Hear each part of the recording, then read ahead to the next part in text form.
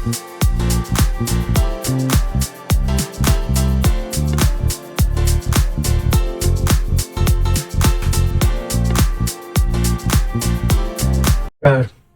आर्यावर्त में आपका स्वागत है। मेरा नाम है गौरव और आज हम एक वीडियो देखेंगे जो कि स्ट्रिंग चैनल से मैंने लिया है। और स्ट्रिंग चैनल को चलाने वाले विनोद है उनका नाम और वो तमिलनाडु से बिलोंग करते हैं। उनके जो चैनल पे हिंदू समाज को लेके और उनके काउजेस को लेके बहुत सारे वीडियोस बनाए गए हैं और इस वीडियो में उन्होंने मंदिरों की बात की है। तो हम इसको पहले देखते हैं और इसके बारे में बीच बीच में अगर होगा तो मैं आपको इलैबोरेट करूंगा कि वो पॉइंट जो है वो किस तरह का है। तो चलिए पहले इस वीडियो को देखते हैं, उसके बाद आखिर में भी थोड़ी सी बातें करेंगे। और आगे बढ़ने से पहले मैं आपसे रिक्वेस्ट करूंगा कि चैनल को सब्सक्राइब करें, वीडियो को लाइक करें, बेल आइकन को जरूर प्रेस कर दें ताकि जब भी मैं कोई नया वीडियो अपलोड करूँ आपको नोटिफिकेशन मिलती रहे। और ज़्यादा से ज़्यादा वीडियो शेयर जरूर करें। ऐसे वीडियोस जो स्ट्रिंग के आप उनके ही वीडियोस इस तरह से शेयर करें कि आगे की जो जनरेशन है उनको भी पता चले। बहुत इंफॉर्मेटिव वीडियोस बनाए जाते हैं। तो चलिए let's start. So, do we go to temples? What is going to happen? In my home also there is God. We will pray to Him. So it is more than enough. God has taken this form not for His benefit. So, do you really think if you offer prasadam to Lord, if He eats, will you offer it the next day? Temple is not something which is outside, my dear friends. Temple is our home. Temple and culture are destroyed economically. Yes. We have to stop it.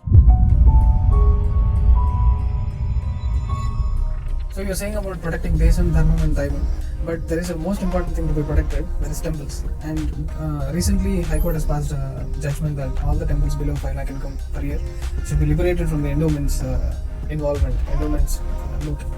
So पहले यहाँ पे बता दो endowment involvement और endowment वाली जो लूट वाली बात कही है उन्होंने। भारत में मंदिर ही ऐसी व्यवस्था है, ये हिंदू समाज को लेके ही, जहाँ पे उनके मंदिरों पे सरकार का कब्जा है। और इवन हमारे कोर्ट सिस्टम भी कितनी बार ऐसी बातें करते हैं कि मंदिरें जो हैं वो सिर्फ हिंदुओं के लिए नहीं है तो फिर किन के लिए है। और उसके साथ ही कई वीडियोस आपने देखा होगा कि भारतीय मंदिर कितने ज़्यादा अमीर हैं और उनका सोना, उनके जो खजाने हैं उनको लोक सेवा में लगा देना चाहिए। लेकिन बात ऐसी नहीं है। उन सारे खजानों का मालिक बन बैठे हैं हमारे सरकार और सरकार के जो लोग हैं।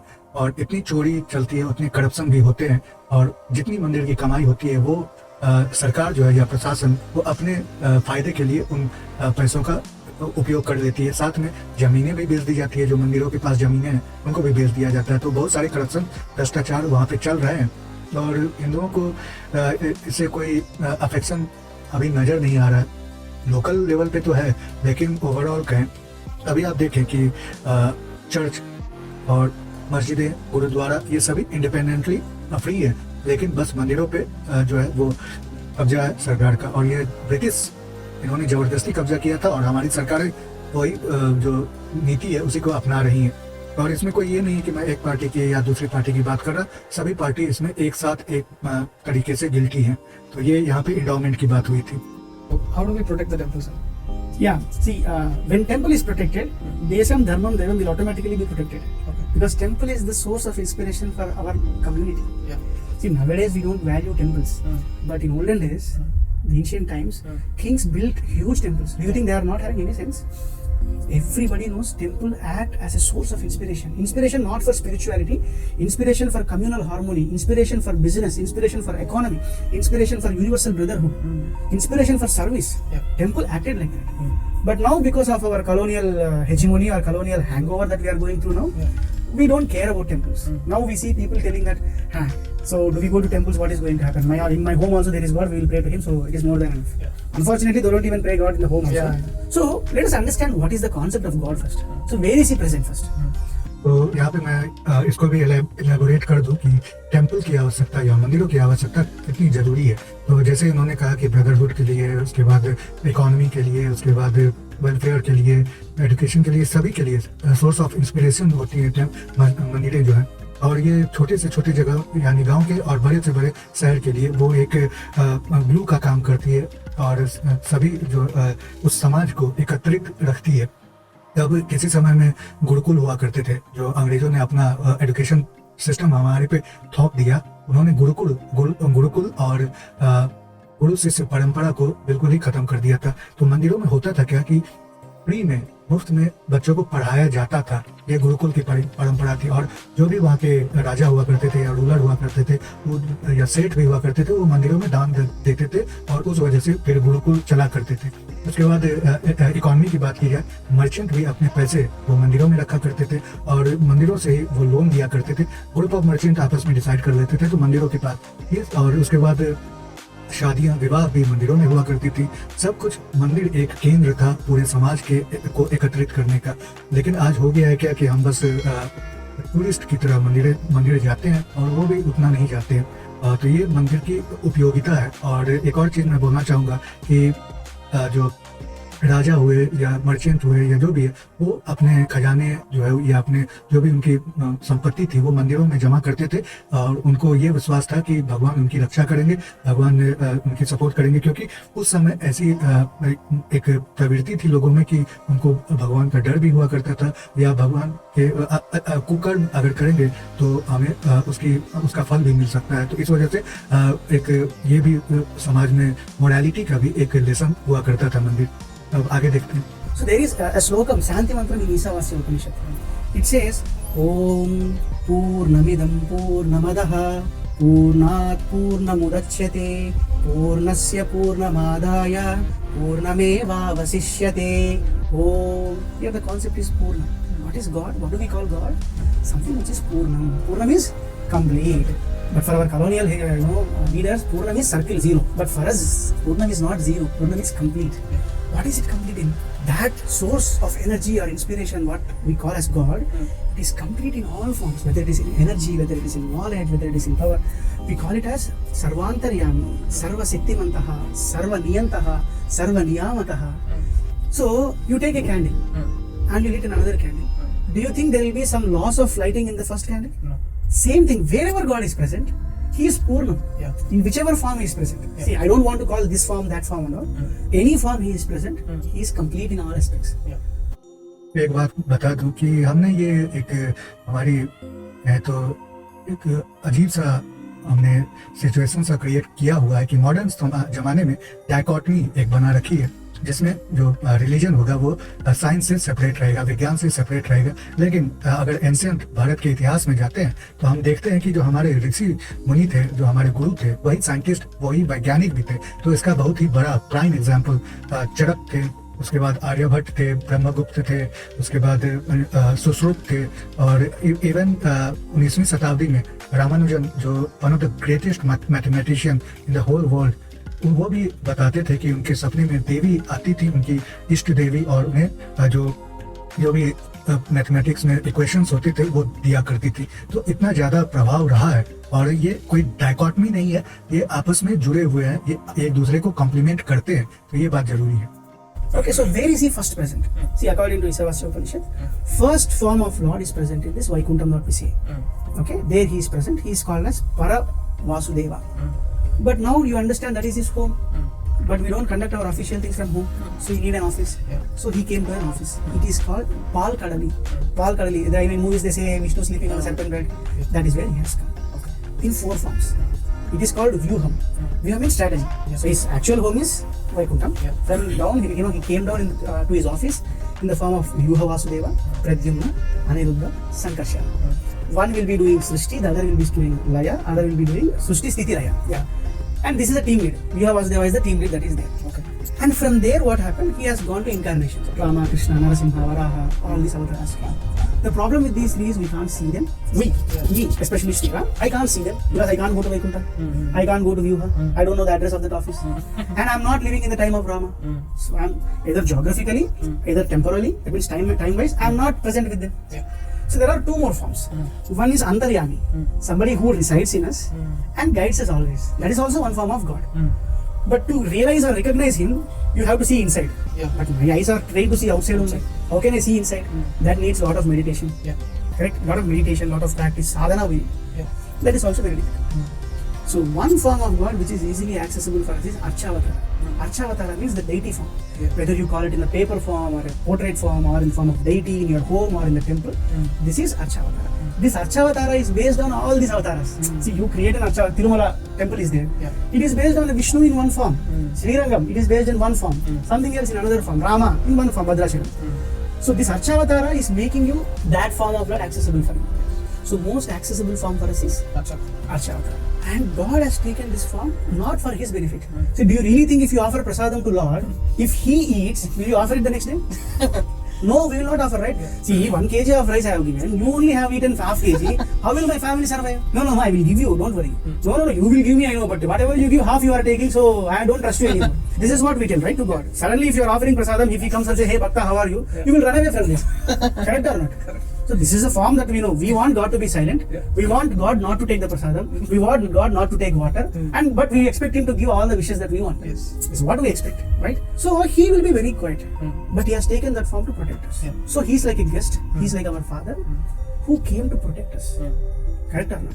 When he's trying to protect us, don't you think it is our responsibility to protect the place where he's living? Yeah. I am staying in Bangalore. My father is somewhere in my hometown.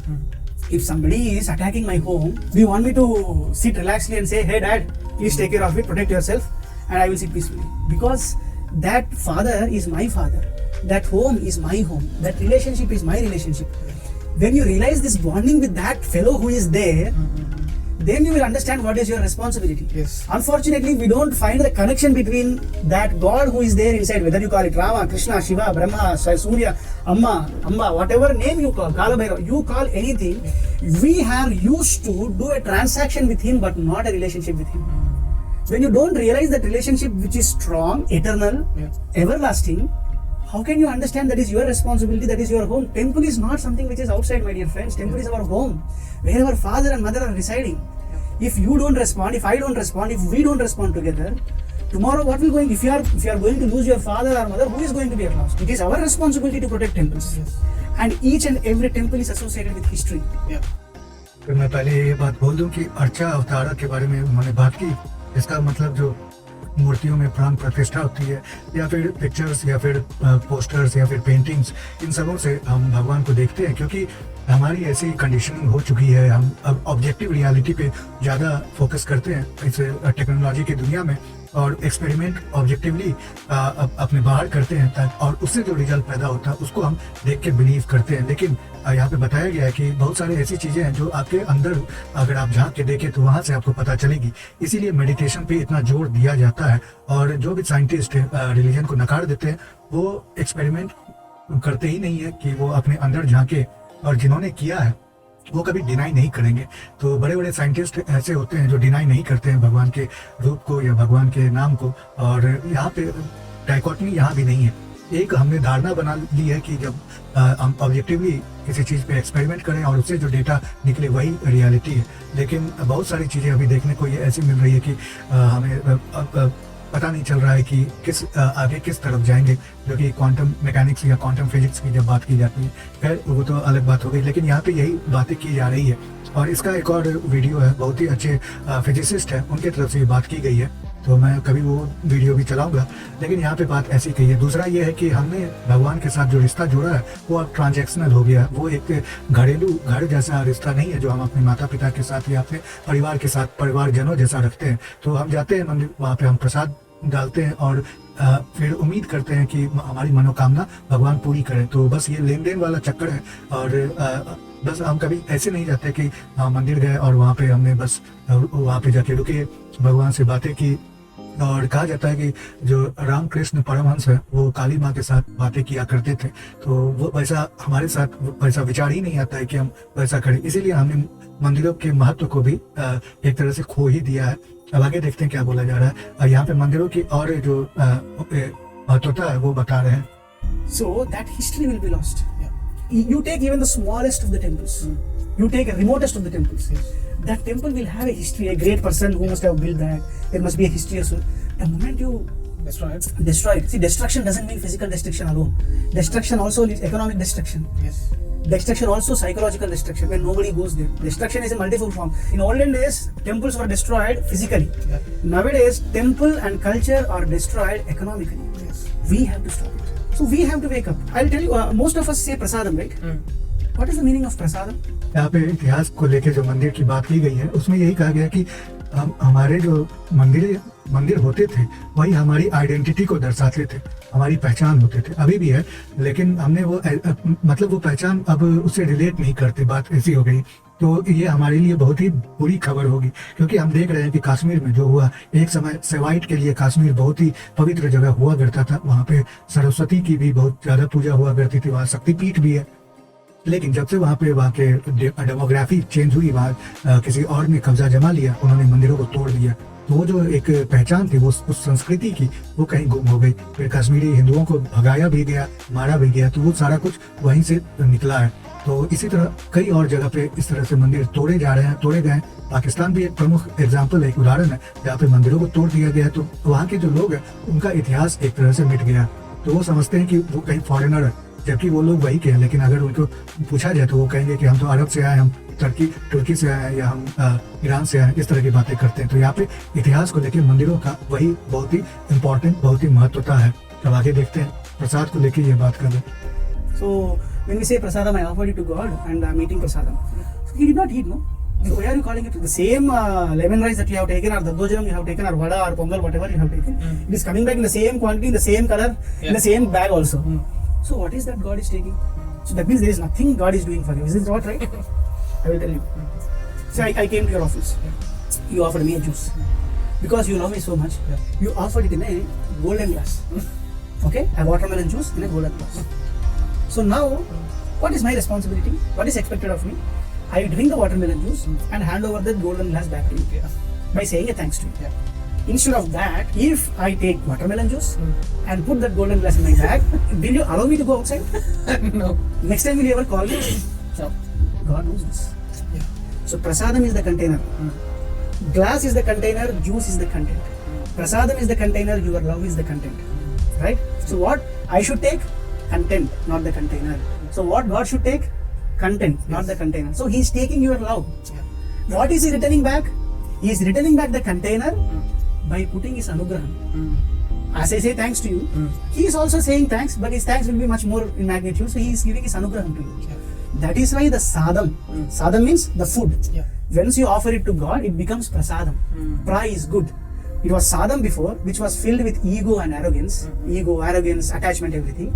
Once you offer it to God, all those things are removed and it was made as prasadam, good food.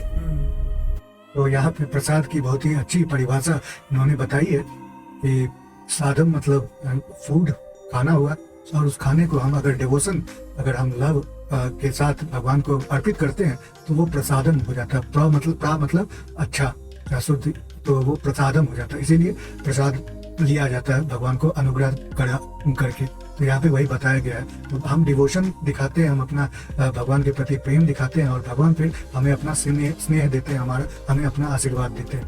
So don't think that God is not responding to you. God is responding. Temples are responding. And one sincere request is, don't think temples are lifeless places. They are our life saviors, culture saviors. Tomorrow, after 50 years or 100 years, if these temples are not protected now, I will tell you what kind of monkey activities our children are going to do. Of course. They will just, now only we are seeing so many things. And see, recently I will tell you, yesterday I was traveling and in the bus, there were two people. There was one girl and she was fighting so intensely with his boyfriend. And what sorts of reasons? Entire bus no. They don't even know that this is distorting the social harmony, the social contract that we have to be there in. Okay, see, I'm not questioning the fight is right or not, but what I'm trying to tell you is that Maryada, the borderline. In my home, I can go to this extent. When I'm on streets, I can go to this extent. When I'm in a theater, I have to go to this extent. When I'm in office, I have to go to this extent. This Maryada is something which is, missing. And when I say missing, not in everybody, there are people who follows it, but unless this Maryada is not taught, not experienced, how can you create people like Maryada Purushottam? Maryada Purushottam is Rama. Our aim is to make a society which is filled with Rama. So when Maryada itself is not taught or Maryada itself is not known, how can you create such a society? And temple act as a source to teach this Maryada. Yes. Temple exposes these Maryadas. So temples must be protected. Otherwise, I am telling, it is going to be very, very dangerous for us. Yeah. Both physically, economically, historically, culturally, we have to protect these temples in these multiple dimensions.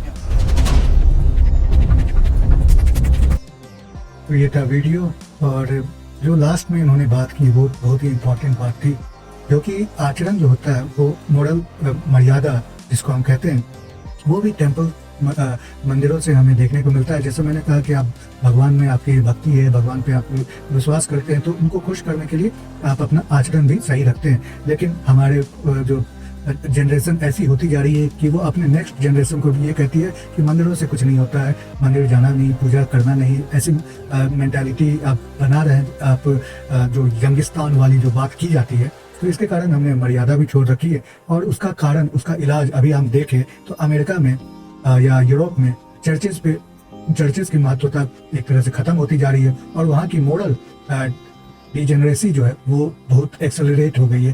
तो मानव, ये पुरुष महिला हो सकता है, महिला पुरुष हो सकती है, वो ऑपरेशंस करवा रहे हैं और पता नहीं क्या क्या करवा रहे हैं, और वहाँ पे लड़ाइयाँ भी हो रही है, शूटिंग्स अमेरिका में आप जानते ही हैं कि कितना न्यूज़ देखने को मिलता है। तो ये सारा, मेंटल इलनेस की बात की जाती है, तो वो सारा कुछ उसी से लिंक है। क्योंकि चर्चेज वहाँ पे उस लेवल में अगर देखें उनकी सोसाइटी के हिसाब से, तो वो भी बॉन्डिंग का काम करते थे, वो भी एकजुटता रखते थे, वो भी मर्यादा वहाँ पे इम्बेड करते थे, जैसे भारत के लिए मंदिर होंगे। लेकिन जैसे जैसे वहाँ पे चर्चों की महत्वता घटती गई और वहाँ पे डिजेनरेसी बढ़ती गई, और वही भारत में लाने की कोशिश की जा रही है। तो इसीलिए हमें सतर्क होना पड़ेगा, बहुत जरूरी है। और ये वीडियो इसीलिए भी दिखाना जरूरी है क्योंकि भारत के अंदर जब राम जन्मभूमि के ऊपर फैसला आया था तो दो पक्ष थे।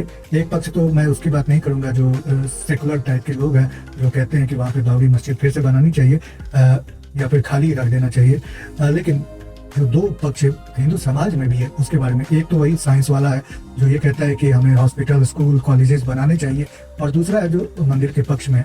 लेकिन ये जो मंदिरों के पक्ष में भी लोग हैं, उनके पास एक्सप्लेनेशन करने के लिए उनके पास उतनी नॉलेज नहीं है, क्योंकि उनको तो पढ़ाया भी नहीं गया, हमारे करिकुलम में, हमारे स्कूल में ये सब ज्ञान दिया भी नहीं जाता। और पेरेंट्स भी ऐसे होते हैं कि वो भी इम्पोर्टेंस नहीं समझते मंदिरों का, तो इसीलिए हम उसके बारे में कुछ बता नहीं पाते। तो इस तरह के वीडियोस आपको जरूर देखना चाहिए। ये सोशल मीडिया एक आशीर्वाद है इस मामले में।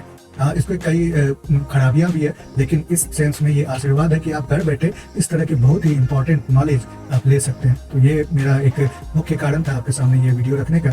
और कोई आपके पास अगर बात है, कोई विचार है जो आप व्यक्त करना चाहते हैं या कोई सजेशन है, तो वो भी आप मेरे कमेंट सेक्शन में जरूर लिख के बता सकते हैं। साथ में ट्विटर और फेसबुक पे भी आप मुझे फॉलो कर सकते हैं।